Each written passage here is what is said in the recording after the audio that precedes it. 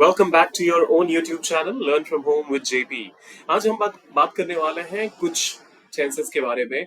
और यहाँ पर डोंट वरी, मैं आपको सारे टेंसेस के फॉर्मूला और ये सब नहीं बताने वाला हूँ क्योंकि वो सब आई एम श्योर आप सबको पता है। वैसे अगर आप चाहते हैं कि एक डिटेल्ड सेशन टेंसेस पे आना चाहिए, उसका एक वीडियो आना चाहिए, feel free to put that in the comment. पर आइए करते हैं शुरुआत। ये एक टेस्ट है, 10 अलग अलग सवाल हैं, सारे ही ऑप्शंस को हम एक एक करके देखेंगे और समझने की कोशिश करेंगे कि कौन सा ऑप्शन बेस्ट जाएगा। ये जब भी आप किसी भी टेस्ट के लिए अपियर करते हैं तो उसमें ये काफी कंफ्यूजन क्रिएट करता है क्योंकि बहुत सारे ऑप्शन एक जैसे लगते हैं और फिर समझ ही नहीं आता कि इनमें से सही कौन सा होगा और गलत कौन सा। तो इसी वजह से ये क्लैरिटी आपको होनी चाहिए। पहला वाला, yesterday she dash to the market. अब यहाँ पर सबसे पहली चीज जो ध्यान देने वाली है वो ये कि ये पूरा सेंटेंस यस्टरडे से शुरू हुआ, जो कि पास्ट का एक वर्ड है जो कि बताता है कि एक्शन पास्ट में हुआ। So she goes to the market और she is going to the market, ये बिल्कुल सही नहीं होगा क्योंकि ये दोनों ही जो होंगे वो पूरे सेंटेंस को प्रेजेंट का बना देंगे और yesterday के साथ प्रेजेंट का सेंटेंस डजंट मेक सेंस। फिर आता है she went to the market और she had gone to the market। अब yesterday के साथ ये दोनों आइडली करेक्ट हो सकते हैं, लेकिन अगर यूसेज की बात करें तो जब आप हैड गॉन कहते हैं तो आप कहना चाहते हैं कि दो एक्शंस में पास्ट में एक के बाद दूसरा। इसके बहुत सारे प्राइमरी एग्जांपल्स आपने देखे होंगे किसी भी ग्रामर बुक में। जब आप पास्ट परफेक्ट की बात करते हो तो अक्सर लोग कहते हैं, जैसे मेरे स्टेशन पहुंचने के पहले ट्रेन जा चुकी थी या ट्रेन निकल चुकी थी। The train had left the station before I reached. तो वो उस तरीके का सेंटेंस जब होता है जब पास्ट में ही दो एक्शंस हुए, एक पहले हुआ और एक बाद में, तो जो पहले हुआ उस केस में आप हैड गॉन कहते हैं या फिर पास्ट परफेक्ट इस्तेमाल करते हो, और जो बाद में हुआ उसके लिए आप सिंपल पास्ट इस्तेमाल करते हो। यहाँ पर सिर्फ एक एक्शन हुआ है जिसमें कि ये जो लड़की है वो मार्केट गई है, तो इस वजह से went is going to be the best option. So yesterday she went to the market, ये करेक्ट होगा। फिर आता है I dash a great book right now, और वर्ब जो हमें यूज करना है वो है रीड। अब देखते हैं कि करके ऑप्शन। जब आप कहते हो I read a great book right now तो आप कहना चाहते हो एक सिंपल प्रेजेंट टेंस का सेंटेंस, जिसका मतलब होता है कोई भी एक चीज लगातार होती है, एक रेगुलर इंटरवल पे रिपीटेडली होती रहती है।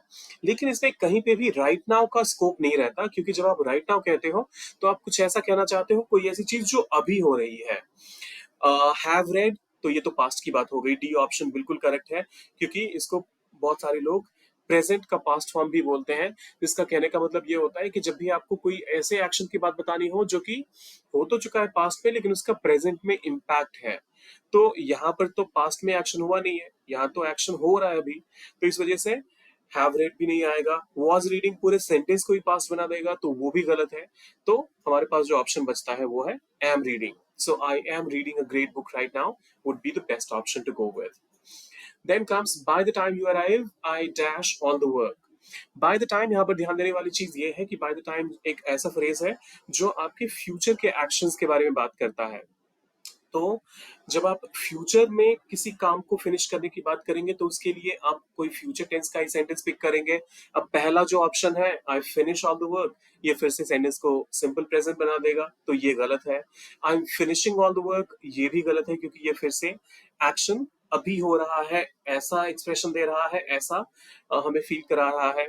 आई will finish all the work and I have finished all the work, have finished फिर से नहीं होगा क्योंकि ये एक्शन कंप्लीट नहीं हुआ है। हम कह रहे हैं कि जब तुम पहुंचोगे, by the time you arrive, तब तक मेरा काम ये जो है वो कंप्लीट होगा। So I will finish on the work, ये जो ऑप्शन है वो सबसे सही है और आपको जाना चाहिए ऑप्शन सी के साथ। So the correct answer is going to be by the time you arrive I will finish all the work. Then comes they dash live in the city for 10 years. They live in the city for 10 years. Repeated action की बात नहीं हो रही तो simple present तो out of the question है। They are living in the city for 10 years. They lived in the city. अब lived यहाँ पे तब करेक्ट होता जब एक्शन स्टॉप हो चुका होता। So they lived in the city for 10 years and then they moved to a different one. अगर आप कुछ ऐसा कहते तो उस केस में lived करेक्ट हो सकता था, लेकिन यहाँ पर कोई दूसरा क्लॉज है नहीं जो इस पूरे एक्शन को पास्ट का बता सके, जिसमें कि एक्शन कंप्लीट हो चुका है और अब कोई और दूसरा एक्शन हो रहा है। फिर आता है have lived. So are living और हैव लिव्ड, जब हम आर लिविंग कहते हैं तो एक्शन अभी हो रहा है और इसमें 10 साल पहले से जो एक्शन चलता हुआ आ रहा है उसके लिए प्रेजेंट कंटिन्यूअस फिर से सेंस नहीं बनाता. So the most appropriate option is going to be they have lived in the city for 10 years. ये कुछ ऐसा है जब आप कहते हो कि पास्ट में आपने जो कुछ भी किया उसको जब आप सामने वाले के सामने जाहिर करना चाहते हो, सामने वाले को बताना चाहते हो, तो उस केस में आप प्रेजेंट परफेक्ट का भी इस्तेमाल करते हो और ये सेंटेंस उसी पैटर्न पर है, उसी यूज पर है. फिर आता है we dash not start the project yet. अब एक एक करके ऑप्शन देखते हैं. डी ऑप्शन आता है नॉट स्टार्टेड. अब वी नॉट स्टार्टेड तो ये पूरा सेंटेंस ही गलत कर देगा क्योंकि यहाँ पर ऑक्सिलरी वर्ब तो कोई है ही नहीं. अगर यहाँ पर होता वी डिड नॉट स्टार्ट या वी हैव नॉट स्टार्टेड तो हम एक बार सोच भी सकते थे, लेकिन ये अभी के सेंस में तो ये बिल्कुल भी सेंस नहीं बना रहा. अभी के जो हमारे पास जो सेक्शन है सेंटेंस का उसमें तो ये बिल्कुल भी सेंस नहीं बना रहा. तो इस वजह से डी ऑप्शन भी करेक्ट नहीं है. We will not start the project yet. Yet एक ऐसा एडवर्ब है जो प्रेजेंट परफेक्ट और पास्ट परफेक्ट के साथ जिसका इस्तेमाल होता है. तो will not start the project yet ये फिर से क्योंकि प्रेजेंट परफेक्ट या पास्ट परफेक्ट का सेंटेंस है नहीं तो इस वजह से ये भी करेक्ट नहीं है. और ओवरऑल अगर आप सेंटेंस स्ट्रक्चर को भी देखें we will not start the project yet ये उस सेंस में भी कोई मीनिंग नहीं दे रहा. तो ऑप्शन सी इनकरेक्ट नहीं है, सॉरी इनकरेक्ट है. फिर आता है we do not start the project yet and have not started. जैसा मैंने कहा yet, always, ever, never ये कुछ एक ऐसे एडवर्ब्स हैं जिनका इस्तेमाल प्रेजेंट परफेक्ट में और पास्ट परफेक्ट में ज्यादातर होता है. तो इसी वजह से have not started is the most appropriate option to pick here. So correct sentence होगा we have not started the project yet. फिर आता है नेक्स्ट ईयर. सुनते ही पता चल गया कि हम फ्यूचर की बात कर रहे हैं. Next year I travel to Europe for the first time. देखते हैं. पहला आता है I travel to Europe for the first time. नहीं होगा क्योंकि हम फ्यूचर टेंस की बात कर रहे हैं. आई एम सॉरी अगर मैंने शायद शुरुआत में पास्ट टेंस बोल दिया तो नेक्स्ट ईयर का मतलब ऑब्वियसली फ्यूचर टेंस की बात हो रही है. So I travel to Europe for the first time गलत है. आई एम ट्रैवलिंग ये एक्शन अभी नहीं हो रहा, नेक्स्ट ईयर होगा तो आई एम ट्रैवलिंग भी गलत है.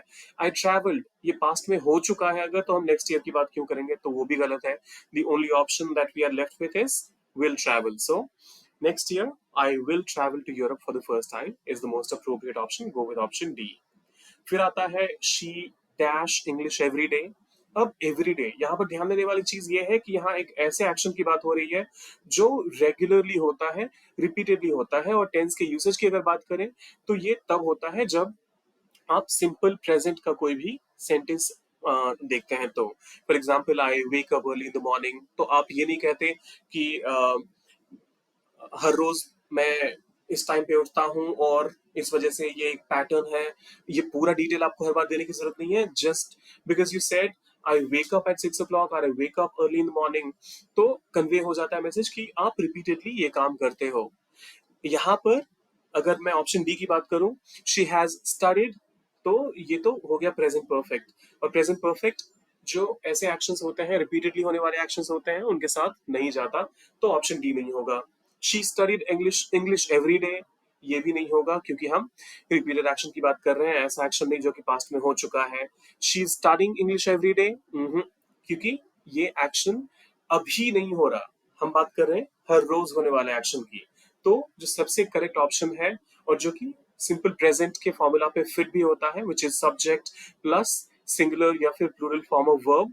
तो she studies she is a subject here studies क्योंकि सिंगुलर सब्जेक्ट है तो स्टडीज होगा और इंग्लिश एवरीडे. सो पहला ऑप्शन करेक्ट होगा.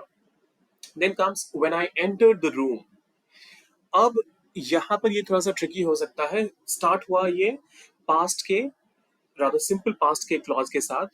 अब जब ये सिंपल पास्ट का क्लॉज स्टार्ट हुआ सेंटेंस का तो फिर जो रिमेनिंग पोर्शन है वो प्रेजेंट या फ्यूचर में तो नहीं होगा, इतनी तो क्लैरिटी है हमें.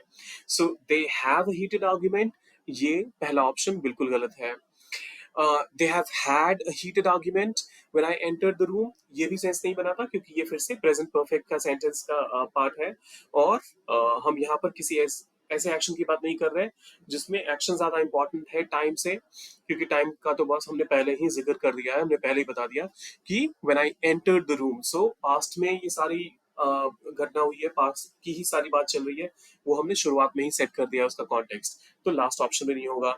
दे are having a heated argument past के साथ continuous form of present does not make sense either.